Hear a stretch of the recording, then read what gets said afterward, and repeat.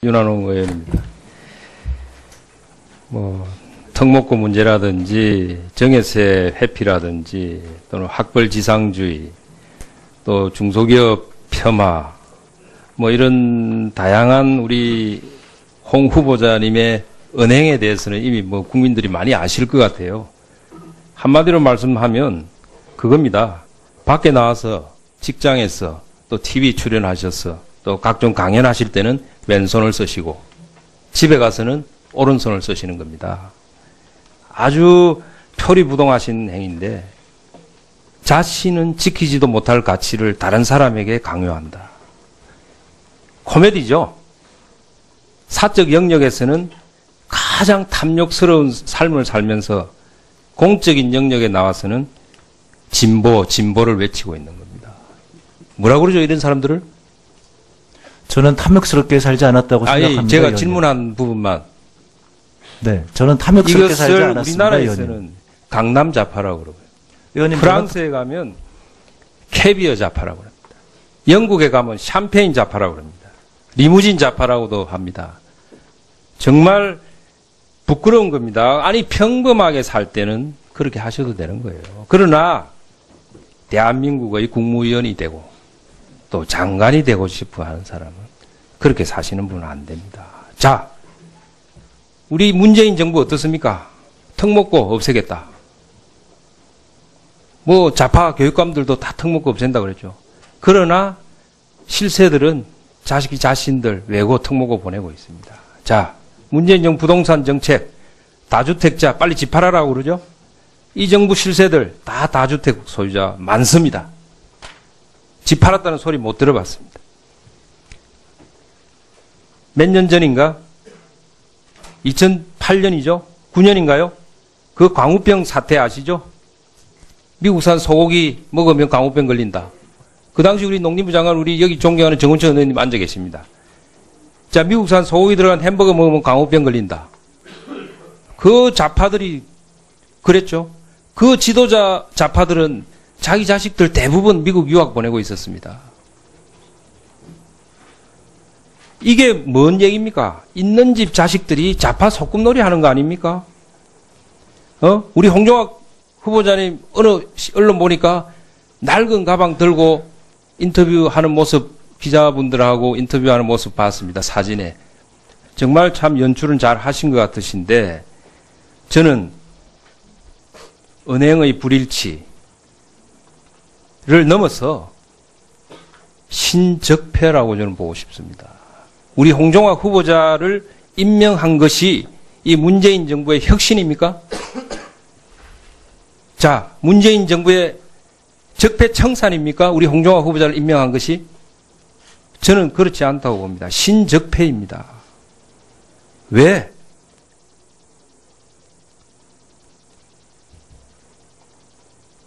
자꾸만 합리화하려고 하고 자기가 옳다고 이야기하려고 그러시나요? 물론 법적으로 합법이라고 말씀하실 수 있겠죠. 그렇지만은 세금 안 내려고 하나의 건물을 가지고 세율을 낮추기 위해서 건물 매매, 토지 정여, 딸과 어머니가 쪼개서 정여를 받고 그 정여세 회피하려고 어머니가 초등학생 딸에게 2억 2천만 원 대출해 줬다. 그리고 딸이 이름으로 이자 소득세를 원천 징수했다. 이것이 법에는 맞을 수 있습니다. 우리 홍종학 후보자님 워낙 똑똑하시니까 법에는 맞을 수 있죠. 그렇지만 국민의 가슴에 있는 국민정서법에는 안 맞습니다. 국민들 가슴이 쪼개지는 거 아닙니까? 이 행위가 저는 더 문제가 되는 게 뭐냐면 우리 홍 후보자님께서 국회에 와서 TV 나가서 말씀으로 그런 분들을 비판하고 혼을 내실 때 정작 본인은 그 시점에 그 행위를 하고 있었다는 거예요. 10년 전에 그렇게 비판하고 10년 후에 그렇게 하셨다면 세월이 지났으니까 생각이 바뀌셨을 수도 있겠구나. 그런 생각했지만 저는 그게 아닙니다. 후보자님이 그렇게 비판하고 다니실 때 그런 행위를 하신 거예요. 정말 다시 한번 후보자님께 여쭤보고 싶습니다. 문재인 대통령께서 후보자님 장관으로 혁신입니까?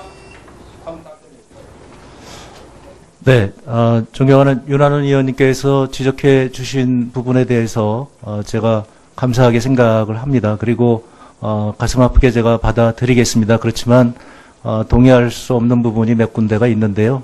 저는 탐욕적으로 세상을 살지 않았습니다. 저는 인천 화수동 새우젓 동네에서 태어났습니다. 그 가난한 동네에 그 추억이 저희 주변 이웃들을 잘 살게 해야 되겠다는 그 어린 마음이 지금 저에게 아직도 남아 있습니다. 제가 지금 생기는 이런 작은 문제에 대해서 제 관리를 소홀히 했다는 점에 대해서는 인정을 하지만 그것이 제 공적 영역에서 우리 중산층 서민이 잘 살아야 우리나라가 좋은 나라가 된다고 하는 이 제 일관된 삶은 그렇게 표리부동하지 않다고 저는 생각을 합니다. 부자가 존경받는 사회를 위해서 부자가 세금을 더 많이 내야 되고 그렇게 주장해야 되고 이런 사회를 주장하는 것이 그렇게 잘못된 것입니까? 저는 그 부분에 대해서는 조금 양해해 주시기를 좀 양해보다는 저는 인정을 해 주시기를 좀 부탁드리겠습니다. 네, 윤한홍 의원님 수고하셨습니다. 다음은 김병관 의원님 질의하시겠습니다. 네, 의원님 고생하셨습니다. 먼저 모녀간 채용 계약이 있어서 이게 민법상의 무효가 되려면 법적으로 그 상호 간의 이해 충돌이 있어야 됩니다. 이해 상반 행위가 될 경우에는 이게 민법상 무효가 됩니다. 근데 이 경우에는 이자라는 중간 매개 수단이 있기 때문에 무효가 아니라는 말씀 제가 지적을 한번 좀 드리고 싶고요. 그리고 지금 이 책이 우리 후보자께서 쓰신 책입니다. 이제 몇몇 의원님께서 좀 지적을 하셔서 제가 이제 시간이 많지 않기 때문에 서문에 있는 내용만 제가 잠깐 읽어드리겠습니다. 잘못된 현상을 부추긴다는 인상을 줄 수도 있겠으나 현 제도 하에서 합리적 행동을 밝히는 것이 현 제도를 옹호하는 것을 의미하지는 않는다. 오히려 현 제도의 조속한 개선을 요구하는 것으로 해석해주기 바란다. 이런 말씀을 서문에 쓰셨습니다. 저는 물론 저도 이 책에 좀 부적절한 표현이 있는 부분은 좀 지적을 하고 싶습니다. 이 부분 때문에 좀 마음에 상처를 입으신 분들도 있을 수 있다고 생각을 해서 지적하고 싶긴 하지만 어쨌건 책의 전반적인 내용은 그런 내용은 아니다. 이런 말씀을 좀 드리고 싶고요. 그리고 사실 저 이제 개인적으로도 사인 간 거래를 하면서 엄격하게 법을 지키기 위해서 참 누구보다 노력을 많이 해왔다고 저는 생각을 합니다. 이제 그럼에도 불구하고 또 한편으로 또 이제 저도 정치인이고 공익이기 때문에 더욱더 엄격하게 법을 지키기 위해서 노력을 해왔습니다만 제가 청문 준비하면서 후보자님 하신 걸 보면 혹시 이 후보자님이 정말 결벽증이 있지 않나 싶을 정도로 법 지키기 위해서 정말 노력을 많이 하셨고 저는 이제 그 과정에서 일반 국민들의 어떤 상식 내지는 일반 국민들이 알지 못하는 방법으로 또 뭐 세금 신고를 하고 이런 부분들이 있어서 오늘 논란이 좀 초래되었다고 생각은 듭니다.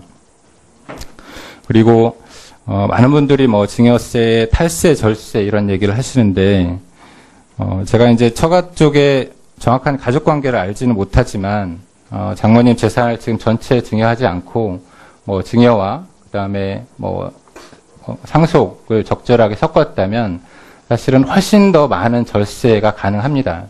근데 그렇게 하지 않고 이렇게 증여를 했던 부분은 어쨌거나 우리 청문위원님들께서 좀 감안을 좀 해주셔야 된다고 생각을 하고요. 그리고 오늘 많이 말씀하시는 이제 모녀간 금전 소비자 계약에 따라서 이제 딸이 어머니한테 이자로 830만 원을 지급을 하고, 근데 이제 보통의 경우는 이거를 이자를 받은 어머니가 이자 소득세를 납부를 하는데 후보자께서는 이제 사실 딸 이름으로 해서 자녀 이름으로 해서 이자 소득세를 원천 징수해서 207만 원을 또 납부를 하셨습니다. 일반적으로 이제 금융회사나 이제 법인 같은 경우는 원천 징수의 의무가 있는데 사인 간의 거래에 있어서는 사실 이제 원천 징수를 하는 사례는 거의 없거든요. 근데 정말 법을 어떻게 보면 너무 철저하게 지키려고 하다 보니까 이렇게 오해를 일반 국민들한테 좀 오해를 살 수 있게 있는 상황이 되지 않았나 이렇게 싶습니다. 아무튼 저는 청문 준비하면서 다시 한번 우리 평소 존경하는 후보님이시지만 다시 한번 존경스럽다는 말씀을 꼭 전하고 싶습니다. 정책과 관련해서 시간이 많지 않은데요. 한 가지만 좀 말씀을 여쭙겠습니다. 의견을 좀 여쭙겠는데, 문재인 정부에서 사회적 경제 기본법을 제정하고 사회적 경제 활성화하기 위해서 많은 노력을 하기로 했습니다. 그런 의미에서 저는 사회적 기업과 협동조합 관련 사무를 중기부로 이관해야 된다고 이제 계속 말씀을 드려왔습니다. 저는 이제 우리 중기부 업무 중에 아주 중요한 부분 중에 뭐 전통시장을 살리고 또 소상공인이 경쟁력을 가질 수 있도록 하는 부분이 저는 우리 중기부 업무 중에 아주 중요한 부분이라고 생각하는데, 저는 이런 이제 전통시장도 그렇고 소상공인도 그렇고 이분들이 대형 유통망과 대기업들과 경쟁해서 살아남으려면 저는 조직화가 필요하다고 생각합니다. 상인회가 잘 조직된 전통 상가가 훨씬 더 장사가 잘 되고요. 그리고 현재는 어쨌건 이제 이런 소상공인의 문제를 협동조합을 활성화하면서 많이 해결될 할 수 있다고 생각하거든요. 근데 지금은 이 업무가 노동부와 기재부로 쪼개져 있습니다. 그래서 나중에 장관이 되시면 뭐 중기부로 가져올 수 있도록 좀 많은 노력들을 해주셨으면 좋겠고요. 그리고 또 한 가지 협동조합 공동사업이 담합으로 지금 처벌받 공정위와 잘 협의를 하셔가지고 법이 통과될 수 있도록 많은 노력 좀 부탁드리겠습니다. 이에 대한 의견 좀 부탁드립니다. 네, 존경하는 김병관 의원님께서 좋은 의견 주셔서 감사드립니다. 저도 이번에 현황 파악을 하다 보니까 중기부가 아까 말씀드린 대로 이제 창업서부터 수출 마케팅까지 다양한 지원 방식을 가지고 있음에도 불구하고 지금 말씀하신 사회적 경제와 협동조합 부분에 대해서 거의 그 지원이 없다는 것을 보고 너무 놀랐습니다. 그래서 일단 지금 말씀하신 우리 소관으로 가져오는 것도 저는 찬성을 하고요. 그 소관에 관계없이 제가 만약에 청문회를 통과한다면 이 사회적 경제 협동조합에 대해서 아주 적극적으로 지원하는 그런 그 아주 특별팀을 만들어서 해볼까 그렇게 생각하고 있습니다. 네, 그렇게 하겠습니다. 김병관 의원님. 건물 매매, 토지 정여, 딸과 어머니가 쪼개서 정여를 받고 그 정여에서 회피하려고 어머니가 초등학생 딸에게 2억 2천만 원 대출해 줬다. 그리고 딸이 이름으로 이자 소득세를 원천 징수했다. 이것이 법에는 맞을 수 있습니다. 우리 홍종학 후보자님 워낙 똑똑하시니까 법에는 맞을 수 있죠. 그렇지만 국민의 가슴에 있는 국민정서법에는 안 맞습니다. 국민들 가슴이 쪼개지는 거 아닙니까?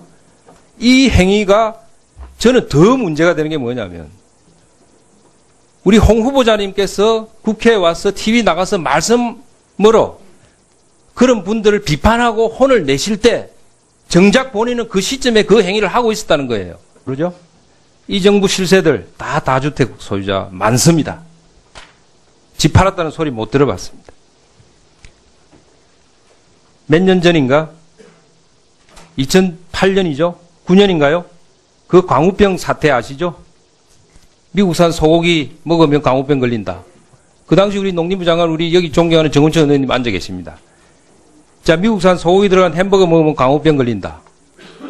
그 좌파들이 그랬죠. 그 지도자 좌파들은 자기 자식들 대부분 미국 유학 보내고 있었습니다. 이게 뭔 얘기입니까? 있는 집 자식들이 좌파 소꿉놀이 하는 거 아닙니까? 우리 홍종학 후보자님 어느 언론 보니까 낡은 가방 들고 인터뷰하는 모습, 기자분들하고 인터뷰하는 모습 봤습니다. 사진에. 정말 참 연출은 잘 하신 것 같으신데 저는 은행의 불일치를 넘어서 신적폐라고 저는 보고 싶습니다. 우리 홍종학 후보자를 임명한 것이 이 문재인 정부의 혁신입니까? 자, 문재인 정부의 적폐청산입니까? 우리 홍종학 후보자를 임명한 것이? 저는 그렇지 않다고 봅니다. 신적폐입니다. 왜?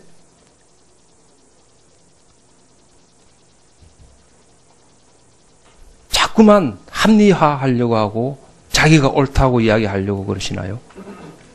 물론 법적으로 합법이라고 말씀하실 수 있겠죠. 그렇지만은 세금 안 내려고 하나의 건물을 가지고 세율을 낮추기 위해서 뭐라 그러죠, 이런 사람들을? 저는 탐욕스럽게 살지 않았다고 생각합니다. 아니, 제가 의원님. 질문한 부분만. 네, 저는 탐욕스럽게 살지 이것을 않았습니다. 우리나라에서는 의원님. 강남 자파라고 그러고요. 의원님, 프랑스에 가면 캐비어 자파라고 합니다. 영국에 가면 샴페인 자파라고 합니다. 리무진 자파라고도 합니다. 정말 부끄러운 겁니다. 아니, 평범하게 살 때는 그렇게 하셔도 되는 거예요. 그러나 대한민국의 국무위원이 되고 또 장관이 되고 싶어 하는 사람은 그렇게 사시는 분은 안 됩니다. 자, 우리 문재인 정부 어떻습니까? 턱 먹고 없애겠다. 뭐 좌파 교육감들도 다 턱 먹고 없앤다 그랬죠. 그러나 실세들은 자신들 외고 턱 먹고 보내고 있습니다. 자, 문재인 정부 부동산 정책, 다주택자 빨리 집 팔아라고 윤한홍 의원입니다. 뭐 턱 먹고 문제라든지 정예세 회피라든지 또는 학벌지상주의 또 중소기업 폄하 뭐 이런 다양한 우리 홍 후보자님의 은행에 대해서는 이미 뭐 국민들이 많이 아실 것 같아요. 한마디로 말씀하면 그겁니다. 밖에 나와서 직장에서 또 TV 출연하셔서 또 각종 강연하실 때는 왼손을 쓰시고 집에 가서는 오른손을 쓰시는 겁니다. 아주 표리부동하신 행위인데 자신은 지키지도 못할 가치를 다른 사람에게 강요한다. 코미디죠. 사적 영역에서는 가장 탐욕스러운 삶을 살면서 공적인 영역에 나와서는 진보를 외치고 있는 겁니다.